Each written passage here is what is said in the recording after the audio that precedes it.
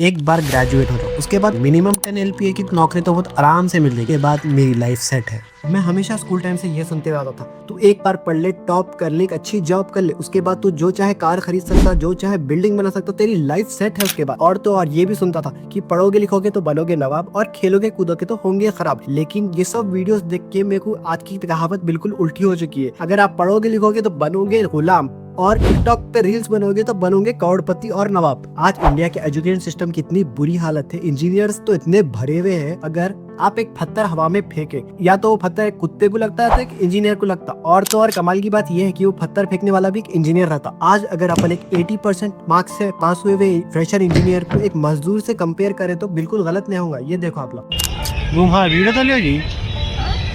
ये मजदूर का पर डे रेट है 700, 800, 900, कोई कोई तो 1500 भी चार्ज करता। और तो और आज इंजीनियरों की ये हालत खराब हो गई, जो वेब डेवलपर्स है उन लोग अपने पैम्पलेट छपा के लगा रहे, जैसा कि कोई पेंटर लगाता। देखिए वॉल्स पे, ये देखिए 3000 रुपए में। ये सब देख के अब यही लग रहा है कि मतलब ये CSIT पढ़ने के बाद ऐसे ही अपना खुद का बैनर लगवाना पड़ेगा। भाई देखो क्लिक की वेबसाइट बनाइए 3000 रुपए में। ये हो गया आज इंजीनियरों की हालत। जो मैं कंपैरिजन कर रहा हूँ वो एक रियल लाइफ कंपैरिजन है। एक मेरा कजन, उसको 1 महीना पहले जॉब लगी, उन्हें भी इंजीनियरिंग फ्रेशर है, तो जॉब लगी, उसकी सैलरी कितनी है 2.3 LPA। उसको इन हैंड कितने आ रहे मालूम, PF काट के, इनकम टैक्स काट के, पूरा कंप्लीट काट के 18,700 रुपीज उसके हाथ में आ रहे। और मेरे घर के बाजू कंस्ट्रक्शन हो रहा, तो वहाँ का जो मेस्त्री है उन्हें पर डे 1500 रुपीज चार्ज कर रहा। तो कंपेयर कर लो, मेस्त्री की तनख्वाह 1500 इंटू 30 यानी 45,000। और मेरा जो कजन फ्रेशर है, जो 18 साल पूरे इन्वेस्ट करा अपने लाइफ के पढ़ाई के अंदर, उसकी सैलरी है 18,700 के पेरेंट्स। और उन्हें इस जॉब से बिल्कुल खुश नहीं है। 18,700 से आखिर होता क्या, 3 महीने का ट्रेनिंग पीरियड है, मंडे टू सैटरडे जाना है, 7 o'clock से लेके 5 o'clock तक उसको रहना है ऑफिस में, Monday to Saturday, no leave till the training ends. 9 घंटे आपको रोज आना ही आना है ऑफिस में। तो आपके 18,700 में से आपकी सैलरी डिडक्ट हो जाती। और दूसरी तरफ मजदूर अपने टाइमिंग के हिसाब से आता, अपने टाइमिंग के हिसाब से खाना खाने जाता। इनका लाइफस्टाइल और इनका लाइफस्टाइल, एजुकेशन से इंसान को तमीज तहजीब तो आ जाती है, लेकिन एजुकेशन से आज की तारीख में इंसान उतना ज्यादा पैसे नहीं कमा सकता। ऐसा क्यों है, किसकी गलती, गवर्नमेंट की गलती या अपनी गलती, वो आगे डिस्कस करेंगे। अब देखेंगे उन्हें अपनी एजुकेशन पे पूरा फर्स्ट से लेके इंजीनियरिंग तक कितने पैसे इन्वेस्ट करा। 1 लाख से 1.5 लाख रुपए की बिटवीन इसकी फीस थी। फर्स्ट क्लास से लेकर 10th क्लास तक उन्हें 15 लाख रुपीज खर्च करा स्कूलिंग में। और उन्हें 11th 12th कॉलेज जो करा 2.5 लाख उसकी फीस थी। और जेई की अलग तो 6 लाख पकड़ लो अप्रॉक्स, 15 लाख और ये 6 लाख 21 लाख। और इंजीनियरिंग में हर साल 2 से 2.5 लाख रुपए की फीस थी सेमेस्टर की। तो 4 साल के 10 लाख हो गए। मिनिमम 30 लाख रुपीज उन्हें अपनी पूरी एजुकेशन में इन्वेस्ट करा। 10 साल स्कूलिंग के, 2 साल 11th 12th के, 4 साल इंजीनियरिंग के, टोटल हो गए 16 साल। 16 साल एजुकेशन करके 30 लाख रुपए देके उसके हाथ में क्या आ रहा, 18,700 रुपीज। और सुन के सरप्राइज लगो आप, जो मेरा मिस्त्री बाजू काम कर रहा, उससे मैं थोड़ी देर बातचीत करा। उन्हें क्या बोला मानो, उसकी 500 गज जमीन उसके गांव में है कहते, जिसकी वर्थ 20 लाख रुपीस है। हमारे जमाने में स्कूल कॉलेज को मंदिर माना जाता था। तब पढ़ने वाला ये जानता था कि इधर पढ़ाई खत्म और उधर नौकरी पक्की। वो 30 लाख इन्वेस्ट करे, बाद रिटर्न में उसको 18,700 रुपीज की सैलरी मिल रही। उस वजह से उन्हें बिल्कुल खुश नहीं है और उसके पेरेंट्स भी खुश नहीं है। तो उल्ला तीनों मिलकर क्या डिसाइड करे मालूम, स्टडी अब्रॉड। अब उल्ला और अपने एजुकेशन के ऊपर 20 से 40 लाख रुपए लगाने वाले हैं स्टूडेंट लोन लेने के। 2 साल मास्टर्स करे भाई, या तो आपको जॉब मिलेंगी या तो आपको रिटर्न इंडिया आना पड़ेगा, उसकी कोई गारंटी नहीं है। तो भी अब उल्ला क्या कर रहे हैं, वो 40 लाख का एजुकेशन लोन के लिए अप्लाई करें, जब अप्रूव होगा तो फिर उसका यूके जाने का प्रोसेस हो जाएगा।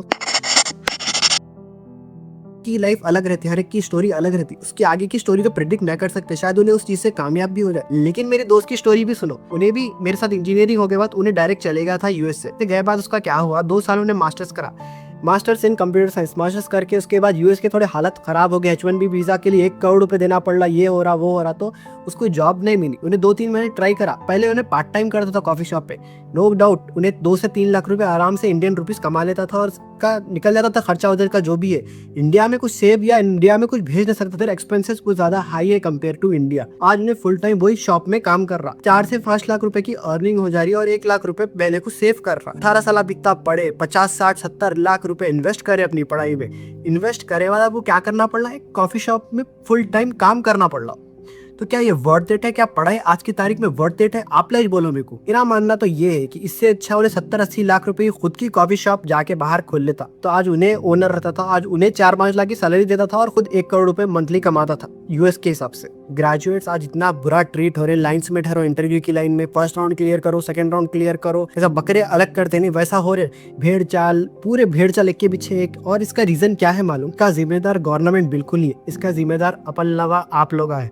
मतलब अपनी कंट्री में ओवर पॉपुलेशन हो गया, जिस वजह से एक एक जॉब के पीछे हजार लोग आ गए। तो जो एक ग्रेजुएट है, जो एक इंसान है, उसकी वैल्यू बिल्कुल डाउन हो गई। आप समझो, कोई कंपनी हायर कर दी, मैं किसी की सैलरी 20,000 दे रहा हूँ और उस जॉब के पीछे 10,000 लोग अप्लाई कर दिए, तो 10,000 लोगों में से जो भी कम सैलरी लेंगे मैं उसको हायर करूंगा ना। लेकिन वो जो जॉब उसके लिए 50,000 रुपीज एक एम्प्लॉय डिजर्व करता, लेकिन कंपनी भी एडवांटेज उठा रही। हायर पॉपुलेशन उन लोग को मालूम, ओवर प्रोडक्शन है ग्रेजुएट्स का उन लोग को मालूम, तो उस चीज का उन लोग फायदा उठा रहे, फायदा उठा के उन लोग बहुत कम सैलरी दे रहे। रहेगा तब तुम्हें 12,000 तक मिल सकते हैं। इस सिस्टम सैलरी द्वारा हम भी ये कर रहे हैं 12,000 के लिए हम यहाँ इंटर्न। तो मजबूरन एक इंसान जो 16 साल पढ़ाई करा, 20-25 लाख इन्वेस्ट करा अपनी लाइफ में, करे बाद भी उसको भी एक लंबी लाइन में ठहरना पड़ा। वो क्यों? और भेड़ चाल की वजह से। भेड़ चाल ये कि अब इन्हें इंजीनियर बना, उसका पैकेज उतना लगा, उन्हें करोड़ कमा रहा, हम भी इंजीनियरिंग करेंगे, हम भी ये करेंगे। तो इंजीनियरिंग फील्ड क्या हो गई? ओवर सैचुरेटेड हो गई। ये सब देख के कॉलेजेस बिजनेस स्टार्ट कर दिए। एक टाइम पे 1000 कॉलेजेस थे, अब थाउजेंड्स ऑफ कॉलेजेस खुल के इंजीनियरिंग के। अब आपको ना इंट्रेंस लिखने की जरूरत है ना कुछ भी है, तो इंजीनियर्स का मास प्रोडक्शन हो रहा, तो बहुत ज्यादा इंजीनियर्स ग्रेजुएट हो रहे, बहुत ज्यादा कंपटीशन हो रहा है। इसका भी फायदा नहीं हो रहा, सब जने एक जगह जाके अटक जा रहे। अमीर लोग और अमीर बन रहे और गरीब लोग और गरीब बन रहे। जो फ्रेश ग्रेजुएट्स है, जो 50,000 सैलरी डिजर्व करते, ओवर पॉपुलेशन की वजह से, ओवर सैचुरेटेड सिचुएशन की वजह से उन लोगों को 15,000 20,000 की जॉब पे करना पड़ा। क्यों बोल? तो कंपनीज तो उस चीज का फायदा उठाएंगी ना। पहले इंसानों की वैल्यू नहीं थी, पहले ग्रेजुएट्स और पढ़े लिखे लोगों की वैल्यू कम हो गई, ऊपर से एआई का कहर भी बरस रहा। परसों मैं ये न्यूज सुना कि अमेज़न से कितने की एम्प्लॉयज को ले ऑफ कर दी। ये देखो न्यूज नहीं। और जितने भी छोटे मोटे जॉब्स है, बीपीओ के, कॉल सेक्टर के जॉब्स आगे फ्यूचर में बिल्कुल नहीं रहने वाले हैं। क्यों? वो तो एआई कंप्लीट रिप्लेस कर देने वाला है लोग। जो लोग ये सोच रहे कि आप एक कंपनी से लॉयल रहेंगे तो वो कंपनी भी आपकी तरफ लॉयल्टी दिखेंगी, वो तो बिल्कुल भी गलत है। मेरे दोस्त का भाई जो कि 15 साल एक कंपनी को दिया अपनी लाइफ के, जो कि बिल्कुल 20-25 हजार रुपए से स्टार्ट करा था, अब 45,000 की सैलरी हुई। 15 साल तक उन्हें स्लो ग्रोथ करके एक ऑल्टो कार खरीदा और ईएमआई पे एक्टिवा खरीदा। लॉकडाउन में क्या हुआ? उसको ले ऑफ कर दी, अब तक उसको जॉब नहीं मिली, तो मजबूरन एक छोटे स्टार्टअप पे उन्हें 15,000 पे काम कर रहा। सोच के देखो, 15 साल के एक्सपीरियंस की आदमी को 15,000 रुपए की नौकरी पे एक छोटे मोटे स्टार्टअप में काम करना पड़ा। इसमें एजुकेशन सिस्टम की गलती नहीं है, इसमें गलती अपनी है। अपन टीवी पे देखते कोई सीए क्रैक कर लिया, कोई आईआईटी क्रैक कर लिया, किसी का 1 करोड़ रुपए का पैकेज मिल गया, तो अपन देखा देखी में अपन वो डिसीजन चूज कर लेते। जबकि अपन कुछ और चूज करे, कुछ और फील्ड में गए तो अपने को ज्यादा फायदा होता। मतलब आज मजदूर को 1500 रुपए क्यों मिल रहे मालूम आपको? उसकी फील्ड में उसका डिमांड ज्यादा है और उसकी सप्लाई खुद कम है। अपन भी खुद के बॉस बनना। जब मैं 11th क्लास में था तो शुरू के कॉलेज में एक सर आके क्या बोले थे मालूम? अगले 5-6 साल के बाद आप लोगों को 20,000 की सैलरी मिलने वाली है। अब यहाँ से आप मेंटालिटी देख लो। वो सर ये एक्सपेक्ट नहीं कर रहा कि अपन खुद का एक स्टार्टअप स्टार्ट करना, वो सर ये एक्सपेक्ट कर रहा हमारे से कि हमला 20,000 में किसी के अंडर काम करके एक नौकर बन जाओ। ये एजुकेशन सिस्टम से निकलने के लिए अपने पास यूनिक थिंकिंग रहना। Hence the moral of this video is you won't be rich with a simple job until and unless you are unique enough to build a unique path for yourself in this overpopulated world. Corporate life का क्या है? 7 से 5 बजे तक काम करो, 8-9 घंटे काम करके ट्रैवल में 2 घंटे बिता के पूरा टाइम बर्बाद, ये बर्बाद। आप देखो एक कॉर्पोरेट एम्प्लॉय को 2 घंटे ट्रैवल करके अपने घर को जाना पड़ता। ये जितने भी हेलमेट्स दिख रहे हैं ना आपको, पूरे पॉपुलेशन के पूरे जो भी पूरे ऑफिस से आ रहे थक के हार के, पूरे हर रोज इनका यही रूटीन है। एक दिन नहीं आए तो मैनेजर इन लोग गालियां देता, अगर और एक दूसरा दिन नहीं आया तो उन लोग की सैलरी डिटेक्ट हो जाती। मैं आप लोगों से ये सवाल पूछना चाहता हूँ, ये कंप्लीट वीडियो देख के आप मेरे को जवाब दो, is education still worth it? If yes, continue what you are doing. If no, figure out something soon.